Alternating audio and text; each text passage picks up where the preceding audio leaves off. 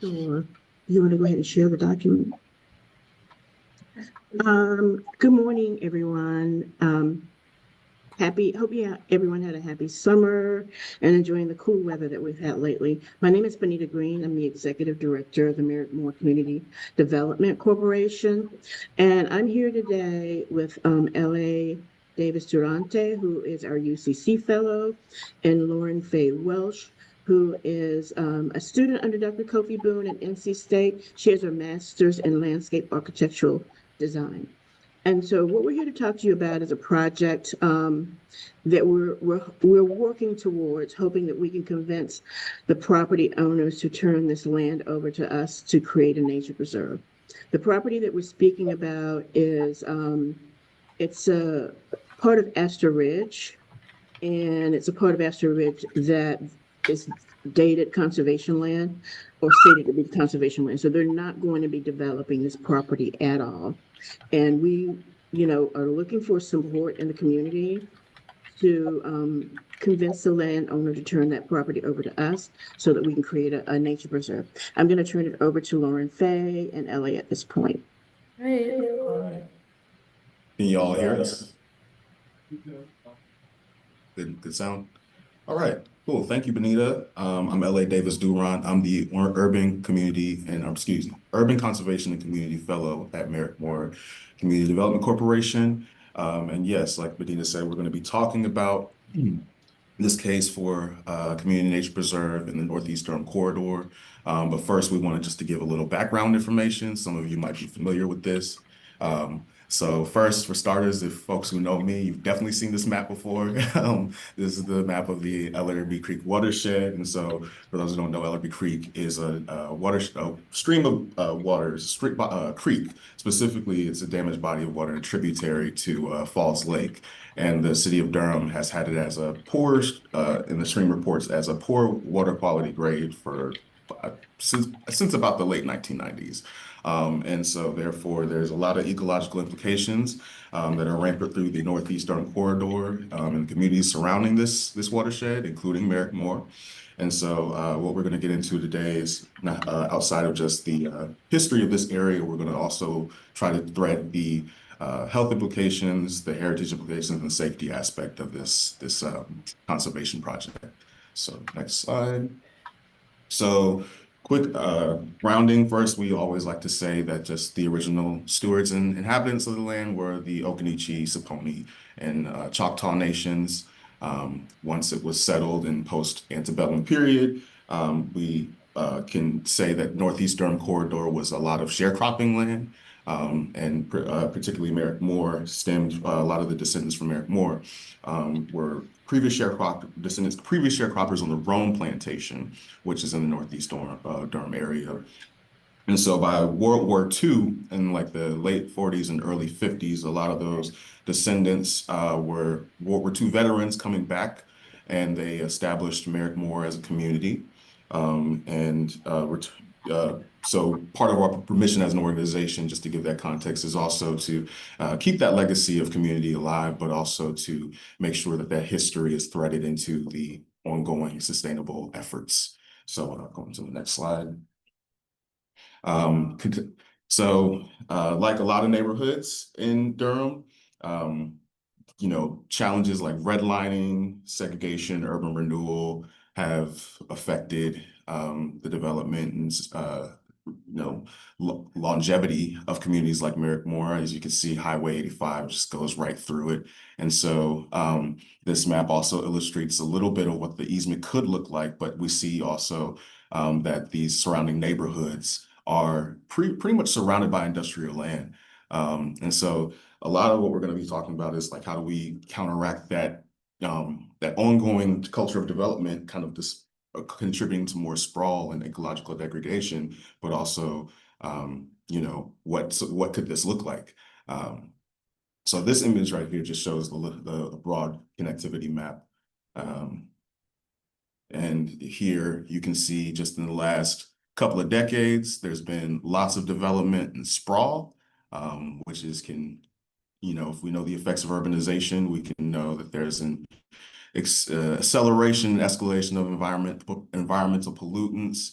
And disproportionately, those pollutants are usually in industrial areas where there's more marginalized people and minority populations living there. This, therefore, does impact and implicate the health of those residents.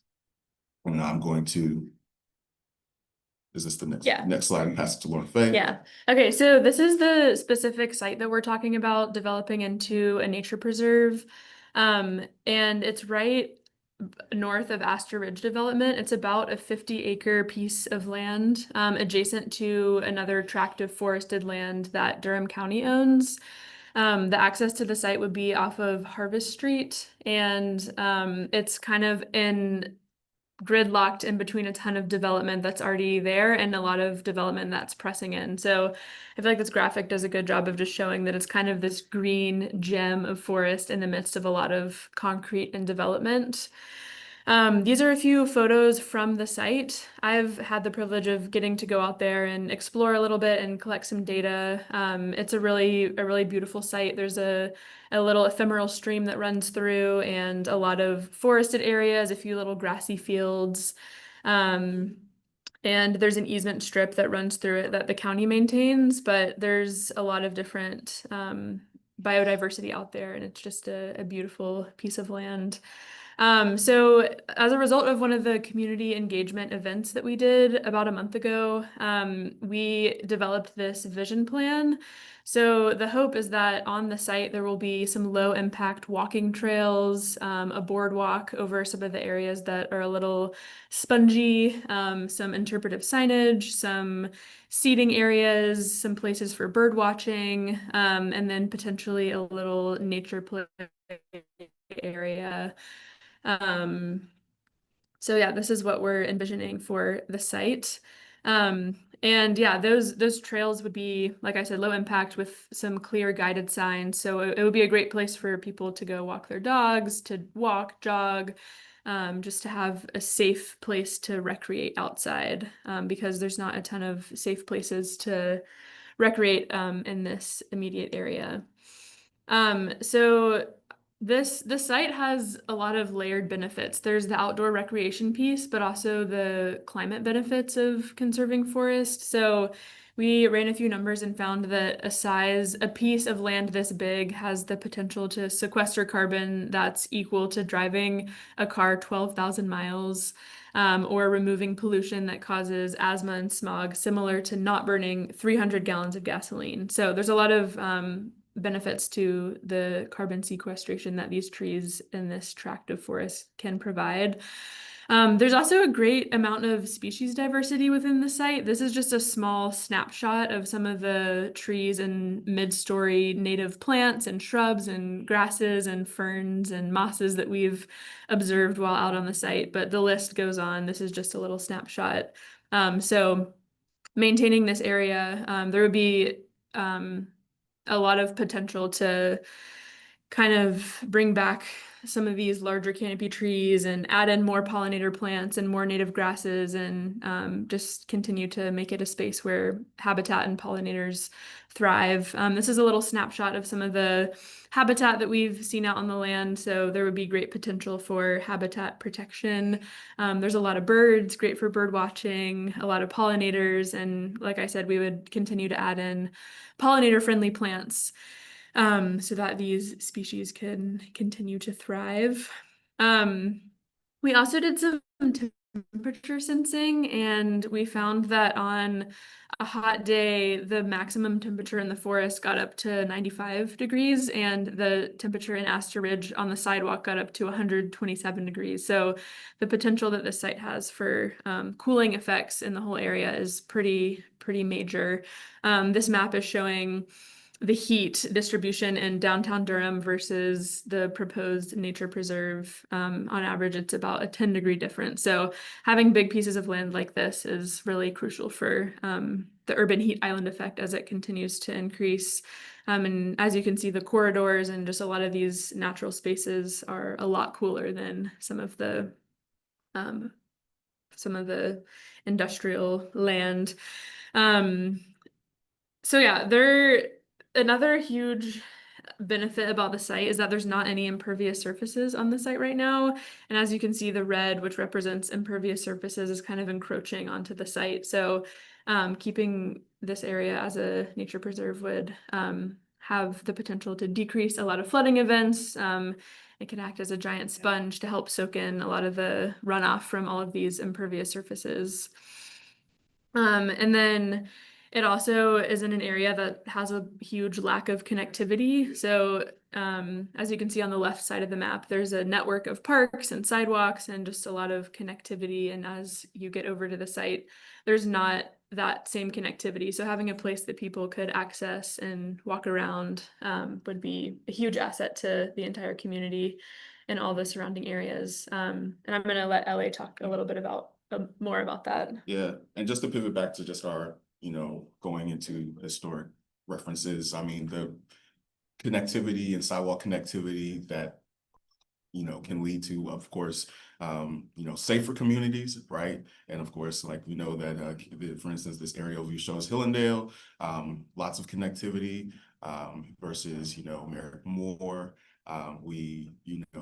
In areas where there's less connectivity, it implicates, longevity for traffic safety. If we have, the case for this easement, for instance, what could all these communities look like if they all had an entrance to one green space versus also, if this community has a sidewalk or does not have a sidewalk. So I just wanted to point that out just because we often think of connectivity being one thing for one particular group of residents when it also is a benefit to all of us.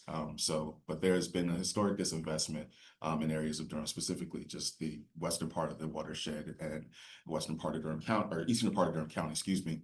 And so that now we see images like this where there's just less coverage and connectivity. So we hope to counterbalance that with the engagement we have with all these communities.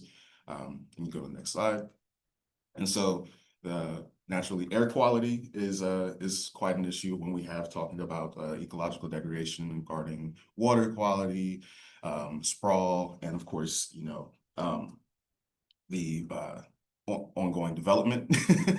Well, Merrick-Moore compared, just to bring some numbers out here, just so 14% of adults in Merrick-Moore they report having asthma, and compared to about, I think, 10% of Durham County. So we have, a relative difference about basically 37% there. So we're on the receiving end of the ecological climate crises that are going. And so air quality in the future is going to just become more of an issue if there is going to be more development, less connectivity.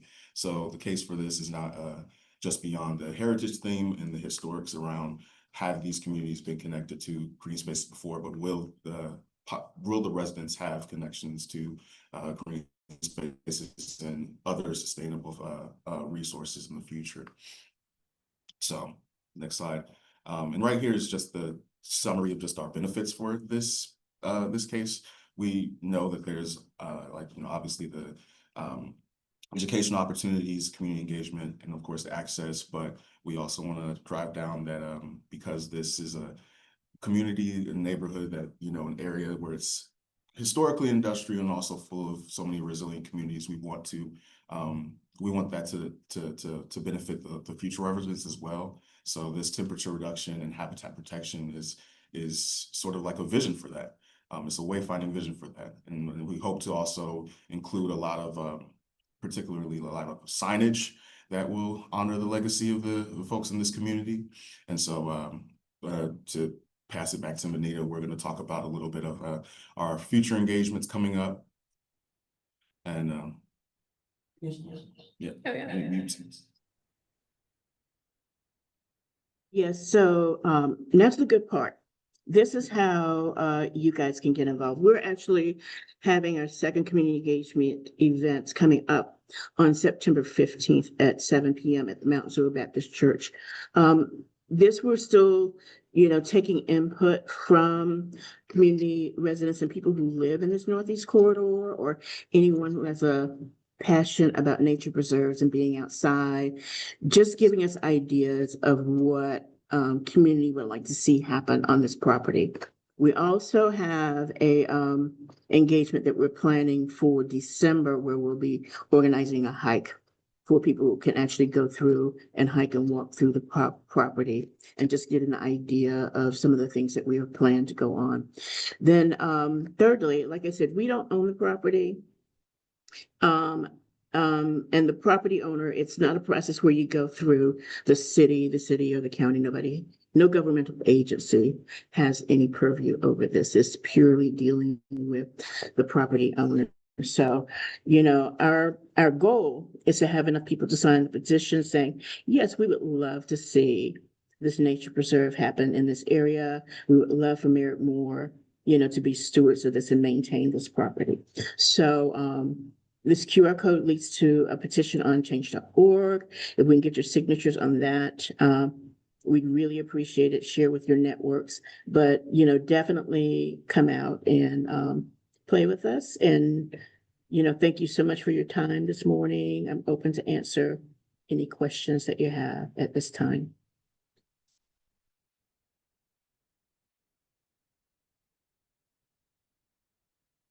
Hey, Bonita. Yes, Yeah. Donna. Remind me who the property owner is and what kind of steps y'all were thinking might be needed to have a potential land transfer or even like a purchase agreement, and maybe even some funding agreements. I would just be curious what y'all are thinking with that and what's been explored. Good job. So thank you. So we have support from the Conservation Fund that they would work out the land agreement, but what we would need on our end is because MMCDC is not an accredited land trust, then we would need a land trust to be able to hold the easement, for us. So, we're not necessarily looking for funding at this point, but support in other ways. This particular property is owned by the Jovan Group. KB Homes is developing it. And when it was first presented to the city council, the entirety of the property, I think it was 112 acres total, was slated for development. And part of it, this part that's the nature preserve now was in the county, so they needed to get that annex into the city. But we fought very hard along with other neighborhoods in the area to not, have that happen because Cheek Road is just very dangerous as it is. It's not walkable. And basically, I think back in the early 2000s, the NCDOT moved the exchange, the I-70 exchange from Gear Street to Cheek Road, basically putting a freeway through our neighborhood. And so we were able to win that, but that made it be a by right property, and they couldn't develop that particular portion of the land. And so we're very ballsy and we're like, hey, would you give that land to us now? So we can create a nature reserve. So, it's a contentious relationship. And they haven't said yes, but we're not giving up. So our plan now is if we can convince enough people in Durham and this Northeast community to support this initiative, hopefully that'll put a little bit more pressure on them to say yes. Yes, Dale. Bonita, have you all talked to the Triangle Land Trust or to Durham Land Trust as a potential recipient of the land? Yes, we've Or is had conversations. Is that too early? Yeah. No. We've had conversations with them, and also the Conservation Fund has a connection as well. So we've had those conversations. Initially, the property owner went to TLC first, but they don't really take on properties that are under 200 acres. So that's how, we ended up in the game. But we're hoping to get that all worked out.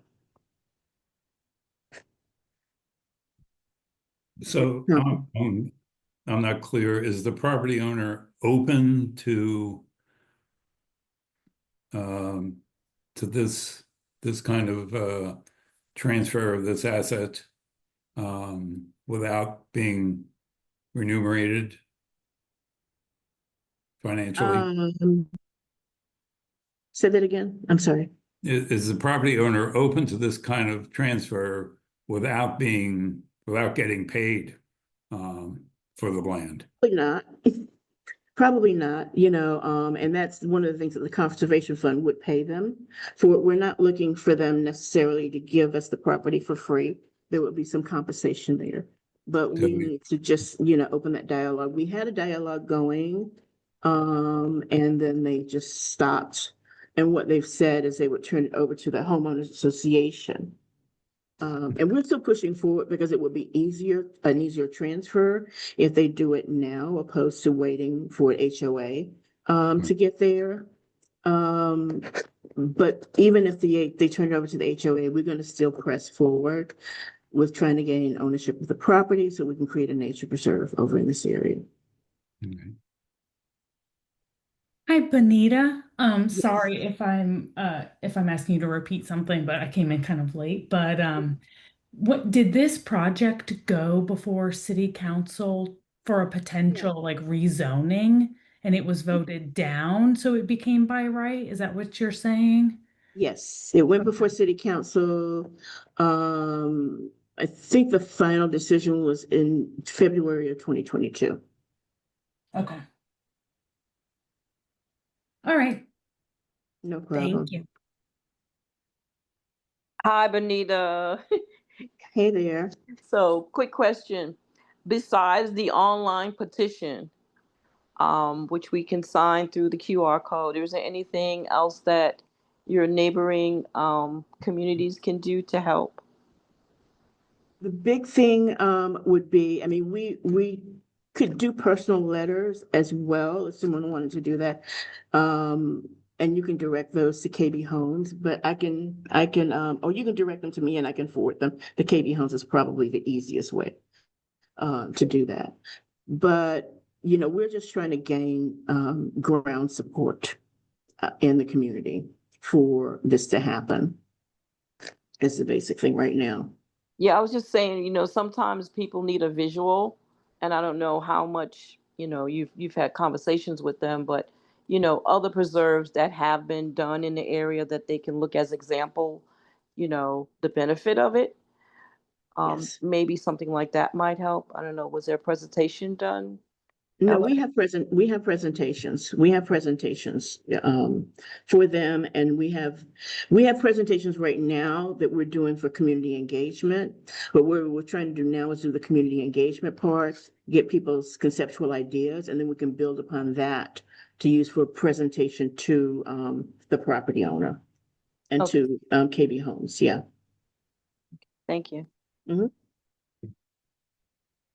Right now, I said, the biggest thing is just, if anyone wants to come to our engagement to give your input, to say, hey, I think this would be a good thing, like one of the things we didn't really mention is putting at the entrance of the off Harvest Drive, at the entrance into the site, is building out an orchard in that area, which would be a great space, to encourage wildlife to stay in the preserve instead of wandering off the preserve.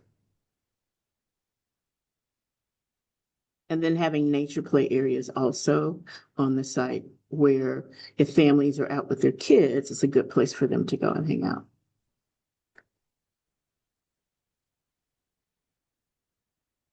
Connor, Yes. I think was your hand raised? Maybe it wasn't. I don't think I put it up. No, Okay. sorry if it was. No problem. No problem. If there are no other questions, I'll turn it back over to Don and Marcia. Thank you guys all for your time, but feel free to reach out to me at any time if you have any other questions or suggestions. Thank you so much. Thanks, all three of you. Really exciting project. So yeah, and I know Bonita will continue to let us know ways that we can support this. Organizations can support it. So great.